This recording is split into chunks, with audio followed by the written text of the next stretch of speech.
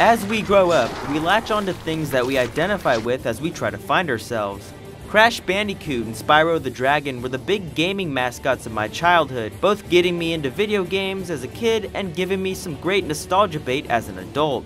But as much as puberty transitioned me into an awkward teenager, God of War transitioned my gaming taste to something a bit more mature.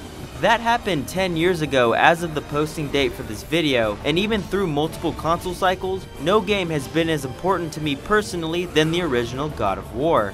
Crash Bandicoot couldn't have prepared me for the shock value of the immediate brutality and boobs after the iconic introduction of Kratos' suicide attempt. The opening level, which still smokes most of today's games, is relentless and something I wasn't expecting. Sparring with the two smaller Hydra heads only to impale the main head with the ship's mast at the end was the flawlessly paced microcosm of what the whole game was, and I loved it. Teenage rebellion is part of what made me love it, as Kratos wouldn't be the most paragon protagonist in any given lineup. Thank the gods you came back for me! I didn't come back for you. No! It made sense since I was 13 at the time, which is coincidentally what series creator David Jaffe always gets likened to due to his juvenile but awesome game premises. In fact, the awesome premise pulled me in, but the pacing kept me in. Kratos' epic journey was the literal definition of epic, not the hyperbolic use of that term that is always thrown around.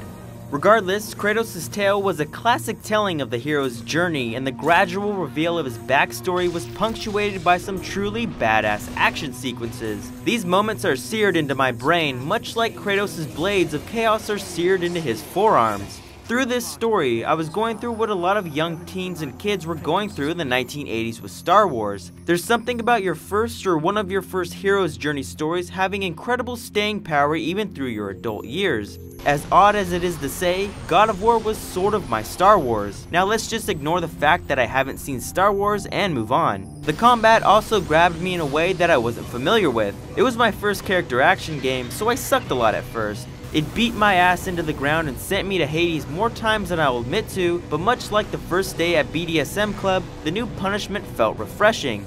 Besides the obvious pulls a teenage boy would have to over-the-top violence, the delightful mix of smooth, combo-heavy gameplay and cleaving mythological beasts in half had appeal that didn't get old even after 20 playthroughs. God of War was one of the first games that had a huge skill arc for me that concluded with me finally beating God Mode, the game's mega hard difficulty. The excitement from finally slaying Ares after countless deaths was palpable. I felt a sense of pride that I had not had before, which is something that video games have over every other medium. All of my hard work paid off. It was my platinum trophy before platinum trophies, but I did finally have the chance to get the platinum trophy in God of War. Twice. God of War kickstarted the whole HD remaster thing, but more importantly, it gave me a shortcut to relive these classic titles on a system that could better show off their brilliant art styles. Bluepoint's excellent port work showed that these games could stand up to any modern release in almost every category. Classic game design does indeed stay classic, and that's partly why God of War has been so important to me over this past decade. The fact that it still shines as one of the best designed games out there that can teach new releases a thing or two. Kratos did inspire a swath of copycats, but also positively change how action games played. Kratos' DNA is everywhere, and that's not because he banged a brothel's worth of women in every release. But the Ghost of Sparta's influence means much more to me as a person because it opened up my eyes to a new world of games. Games that I still play today. God of War 2 might objectively be the better, more complete game, and God of War 3 had the strongest visuals of combat, but the original God of War's impact on my life could not be matched. Thanks for watching this thing I've been wanting to do for a while now, and I'm Michael Ayer, and I'm signing off. Later.